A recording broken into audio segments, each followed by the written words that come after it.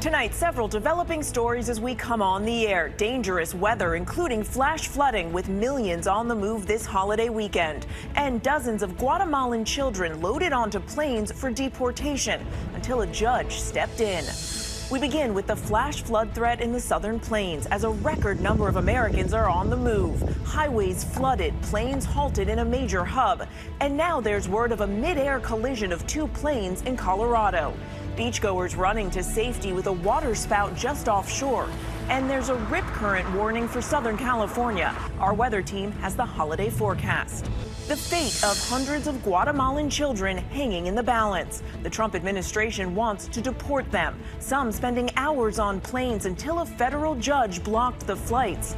The latest in this extraordinary legal battle. And another battle, President Trump threatening to send troops to Chicago, possibly as soon as this week.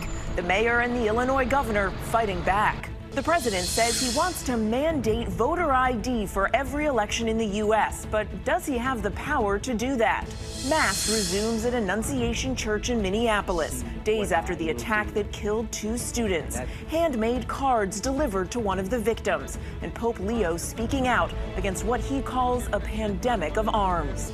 Israel steps up its assault on Gaza City ahead of its planned invasion, a mass exodus of Palestinians, and in Israel, protesters beg President Trump to end the war. The heart-stopping video of a young boy wandering onto the monorail tracks at Hershey Park. Adults yelling to the child, fearful he would fall. Finally, someone climbing up to rescue the boy. New evidence in a story that was the inspiration for movies and TV shows. Why some are now saying a hero may have murdered his own wife. At the U.S. Open, the last American man hopes to stay alive in the tournament and the showdown between two former women's champions. And not so fast, my friend. Lee Corso may be heading off to retirement, but not before we look back at his career and his legendary headgear. From ABC News World Headquarters in New York, this is World News Tonight. Good evening. Thanks for joining us on this Sunday. I'm Mary Bruce in for Lindsay Davis. A group of Guatemalan children are in potential legal limbo tonight. The Trump administration trying to deport them. Some spending hours on planes until a federal judge blocked the flights. But we begin here tonight with the flash flood threat in parts of Texas and New Mexico. All this amid a record holiday travel rush. In Colorado, two small planes collided midair at Fort Morgan Municipal Airport, about 80 miles northeast of Denver. The airport now closed. This as delays and ground stops are piling up at some of the nation's busiest airports. This water spout in Galveston, Texas, sending tents, umbrellas, and chairs flying. Beachgoers seeking safety. Drone footage capturing these dark rain clouds hanging over the Houston area. And there's a rip current warning for Southern California. Waves up to 7 feet, hundreds rescued. Our weather team is standing by with the holiday forecast. But first, ABC's Faith Abube leading us off. Tonight, the FAA investigating a mid-air collision over Colorado. Around 10:40 a.m., officials say two Cessna-style planes at the small airport in northeastern Colorado collided. Images from an FAA weather camera showing a plume of smoke in the distance. It's unclear how many people were injured, but the crash comes amid the record-setting holiday travel rush. Tonight, delays and ground stops piling up at some of the nation's busiest airports. Parts of Texas slammed by strong storms and flooding rain. Drivers navigating the rising waters. Look at that. Swimmers running for safety in Galveston, Texas after this waterspout formed off the coast. Officials urging people to stay away from the water. Florida also seeing a heavy downpour. Flights at Miami International and Fort Lauderdale impacted by thunderstorms. Hundreds of flights delayed and canceled this weekend at Dallas-Fort Worth International. Even departures from both airports in Houston grounded for a time due to thunderstorms. The pesky delays at the same time the FAA says this Labor Day is shaping up to be the busiest in the skies for the holiday period in 15 years. The TSA expecting a record 17.4 million travelers to fly during the holiday stretch. Coast to coast, officials are urging swimmers to use caution. In Southern California, a couple hundred people were rescued after the National Weather Service warned of dangerous rip currents and waves up to 7 feet. And Mary, tomorrow will likely be another busy day at airports all across the country as holiday travelers return home. The FAA forecasting nearly 47,000 planes will be in the skies. Mary. As they say, pack your patience. Faith, thank you. So let's get right to meteorologist Danny Beckstrom from our New York station WABC. And so, Danny, how long is this flooding threat going to last? Well, heavy rain tonight, and it looks like another round of it possible tomorrow, Mary. We've seen the heavy rain, the thunderstorms for the past several days sweeping across the southern plains. And that threat continues tonight. Flood watch in effect from Abilene down to Austin into San Antonio. And we could see another round of heavy rain into tomorrow morning. Tomorrow in general, looking at Labor Day, the center of the country stays wet where both coasts are drier. In the east, gorgeous conditions, nice temperatures, sunny skies, with the exception being Florida, where scattered storms are possible. Now in the west, it's all about the heat. We're talking temperatures that prompt heat advisories from LA up through Sacramento. We're looking at the heat building north into Tuesday, highs in the 90s in Portland on Tuesday. And then we cool down in a big way for the Midwest. It looks like a taste of fall coming to start September by the end of the week. Certainly feels like summer is over. Yeah. Danny, thank you so much. And next tonight, another showdown between the judiciary and the White House over immigration. A federal judge temporarily blocking the Trump administration from deporting potentially hundreds of Guatemalan children, some just moments away from departure, already boarded on planes, until a judge stepped in. Here's ABC's senior White House correspondent Selena Wang. Tonight, a group of Guatemalan children trapped in legal limbo as their legal advocates race to stop their deportation. They argue the Trump administration violated their rights to due process and ignored protections for children who cross the border alone. A federal judge stepping in, grounding those flights with children already boarded, ordering the government to stop any effort to transfer, repatriate, remove, or otherwise facilitate the transport of those children. During an emergency hearing, the Trump administration insisting it was acting at Guatemala's request to remove the more than 600 children to reunify with their parents. But the judge skeptical, saying conflicting narratives from both sides leave it unclear if those children could face harm upon their return. It's just the latest controversy in President Trump's sweeping immigration crackdown. Officials telling ABC News the administration plans to surge immigration enforcement operations in Chicago as early as this week. Homeland Security Secretary Kristi Noem vowing to target the worst of the worst. We've already had ongoing operations with ICE in Chicago and throughout Illinois and other states, making sure that we're upholding our laws. But we do intend to add more resources to those operations. Chicago Mayor Brandon Johnson signing an executive order to resist federal involvement. We will not have our police officers, who are working hard every single day to drive down crime, deputized to do traffic stops and checkpoints for the president. The order says Chicago police will not collaborate with federal agents on civil immigration enforcement and urges federal law enforcement to remain uniformed and unmasked. Chicago isn't the only city bracing for an increased federal law enforcement presence. Boston now also preparing for a potential surge. Unlike the Trump administration, Boston follows the law. And in Alabama, Republican Congressman Barry Moore heckled after declaring non-citizens are not protected by due process. So due process for a citizen and a non-citizen are different. False. False. Lies. A tense scene there, and Selena joins us now from the White House. And Selena, Congress returns on Tuesday, and immigration isn't the only issue that members have been getting an earful about. So what should we expect on the Hill this week? That's right, Mary. In fact, controversy over the Epstein files is expected to consume Congress when they return. There's a bipartisan effort to force a vote on the House floor to release those files. But, Mary, the most urgent task for lawmakers is avoiding a government shutdown. That deadline is October 1st, and the clock is ticking. Mary? That shutdown looming large. Selena, thank you. President Trump says he'll sign an executive order requiring ID to vote in all U.S. elections. It's just his latest push to overhaul the nation's election laws ahead of the midterms next year. So let's bring in ABC's Alex Perche reporting from Washington. And Alex, lots of questions about whether the president has the authority to do this. Election rules are decided by the states. That's right, Mary. And there are sure to be legal challenges to this effort. But with midterms next year, President Trump says that he is planning to sign an executive order requiring voter identification. He also wants to restrict mail-in voting and allow only paper ballots for upcoming elections. Many states expanded mail-in voting in response to the COVID-19 pandemic. It made up 43% of the turnout in the 2020 election, according to a report by the U.S. Election Assistance Commission. Now, that election, President Trump was defeated by Joe Biden, and Trump has since repeatedly claimed without evidence that mail-in voting enables voter fraud. But Mary, elections, even presidential ones, are overseen by the state. So any effort by the president to influence them would likely be met with a political and legal pushback. In fact, there are already some prominent Democrats that say that this effort by President Trump is an effort to suppress the vote in reliably blue states. Mary? Lots of questions about how this will play out. Alex, thank you.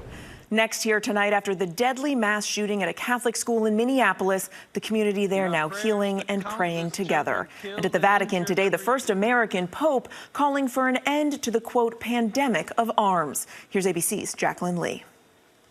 Tonight, the head of the Catholic Church, Pope Leo XIV, denouncing the horrific mass shooting that rocked Minneapolis, calling for an end to the pandemic of arms. Our prayers for the victims of the tragic shooting during a school mass in the American state of Minnesota. Let us plead God to stop the pandemic of arms, large and small, which infects our world. This weekend, Mass resuming for the first time for parishioners of Annunciation Catholic Church. I've never, in all my years, experienced such an outpouring of love and light and hope.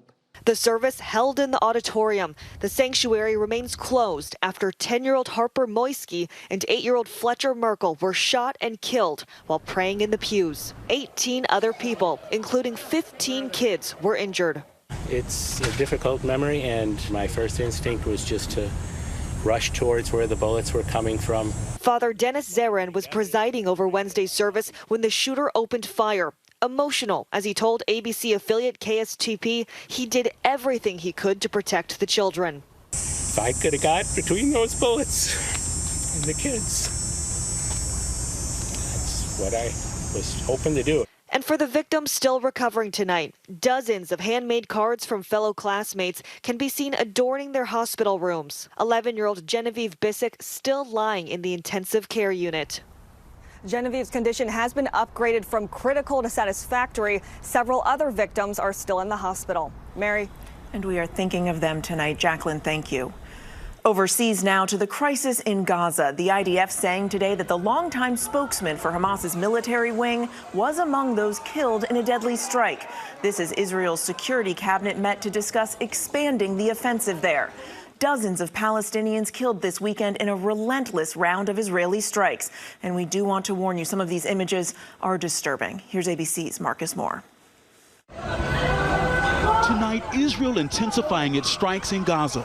New bombing raids killing at least 7 people and injuring dozens more. The IDF striking a residential building in Gaza City. There, rescuers scrambling to pull people from the rubble, including several children.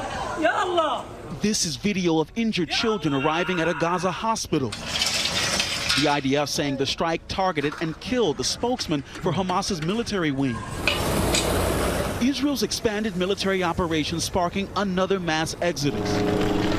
But thousands of residents deciding to stay, despite Israel calling it a combat zone. One woman saying, if we want to leave, where are we going to go? Israel's relentless bombardment leaving this Palestinian refugee camp engulfed in flames. As starvation continues to grip the most vulnerable in the region. The Hamas-run Gaza Health Ministry says 339 people have died from starvation. 124 were kids. And children here seen collecting drops of water from a dripping water tank. While protesters renewing their calls for a ceasefire and hostage deal, pleading with President Trump to lead new negotiations. One banner reading, Trump, make history. And Mary, Israel's relentless bombardment comes amid a flurry of strikes in Yemen, including one that killed the prime minister and several other senior leaders. Prime Minister Netanyahu says those attacks will continue as long as the Houthis are a threat. Mary. Okay, Marcus, thank you. Back here in the U.S. and a frightening scene in Pennsylvania. A young boy walking high up on the monorail tracks at Hershey Park. The dramatic rescue effort captured on camera. Here's ABC's Perry Russum. Tonight, the terrifying video. A little boy standing dangerously on the edge of the monorail track at Hershey Park in Pennsylvania.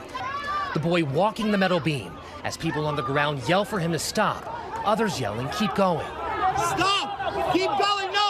No, keep going! The young child reported missing Saturday evening, separated from his parents. He was spotted on the track 20 minutes later. Apparently overwhelmed and confused, the boy covers his ears. A bystander jumps into action, climbing on the roof of a nearby ice cream shop, clapping for the boy's attention. The man then makes the dangerous decision to jump on the track. He pulls himself up as the boy walks toward him, lifting him to safety. Yes! Oh my God. It comes just a month after 9-year-old Sophia Subidi, seen in this GoFundMe, tragically drowned in the wave pool at Hershey Park. The first guest to die in the park's 119-year history.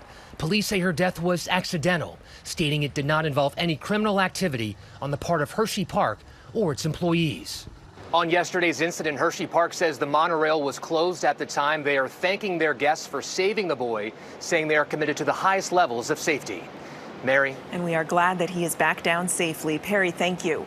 Now to a day of dramatic finishes and close calls at the U.S. Open. A marathon match for Taylor Townsend. She had fans on their feet. The match more than 3 hours. Townsend, though, ultimately losing. Next up, Taylor Fritz hoping to extend his run so he can become the first American male to win the U.S. Open in 22 years. And two former champions, Naomi Osaka and Coco Gauff, square off tomorrow. And now to breaking news about former New York Mayor Rudy Giuliani, hospitalized after a car crash Saturday near Manchester, New Hampshire. A spokesperson saying he suffered a fractured vertebrae as well as other cuts. Giuliani's rental car was hit from behind at high speed, though he is said to be in great spirits. And there is still much more ahead here on World News Tonight this Sunday. He was portrayed as a hero in the movies and on TV, but new evidence suggests a Tennessee sheriff may have committed an unthinkable crime. And injuries reported when a remote-controlled plane crashed during a demonstration. Next tonight, video of a serious crash involving a remote-controlled plane. This happened Saturday in Watsonville, California, during a flight demonstration. The plane veering off course and crashing just outside a nearby home. 2 people were injured, 1 seriously. The plane also damaged the house. The cause is under investigation. And tonight, details are just coming in. A death at the Burning Man Festival in Nevada is being investigated as a possible homicide. A man's body was found in one of the campsites just as the ritual bonfire was lit last night. That man has not been identified, and it's not clear how he died. The Desert Festival draws up to 80,000 people each year. And when we come back, the Tennessee sheriff, who was long considered a hero, but may have been hiding a dark secret. A made-for-Hollywood tale of a heroic Tennessee sheriff may have been based on a lie, according to investigators. Buford Pusser's story inspired the 1973 movie Walking Tall, and later a TV series and a remake starring The Rock in 2004. He claimed his wife had been shot and killed in an ambush meant for him, but Tennessee investigators now say there's evidence that the sheriff actually murdered his wife. Pusser died in 1974. And when we come back, a send-off for a college football icon. Finally tonight, the end of an era. Not so fast, my friend. That signature pronouncement from ESPN's iconic broadcaster, Lee Corso, part of the Saturday morning football ritual, the pregame College Game Day. 90-year-old Coach Corso signing off yesterday for the last time after almost 40 years of hosting the show. A beloved figure, Corso embraced his TV role with infectious exuberance and sometimes brutal honesty. That dog is ugly. Fans and well-wishers flooding the OSU stadium for Corso's last road show. A talented athlete in his own right, Corso playing quarterback for Florida State University Seminoles. After graduating, he coached college football for 28 years. Corso is credited for spearheading a lighter side to sportscasting. A highlight of College Game Day, his tradition of donning mascots' headgear, starting with Ohio State's Brutus in 1996. Did you think that was going to become an iconic moment in this sport? I had no idea. The tradition has continued. Major upset! And continued. I'm going with the Trojans! Yesterday, Corso making his final picks, choosing his alma mater, Florida State, to upset top-ranked Alabama. And he was right. And then he put on his last headgear. Give me my first love. Number 431. I'm Mary Bruce. Have a good night. David Muir, the most watched newscast in America. And now, ABC's World News Tonight has won the Emmy for Best Live News Program for the third year in a row.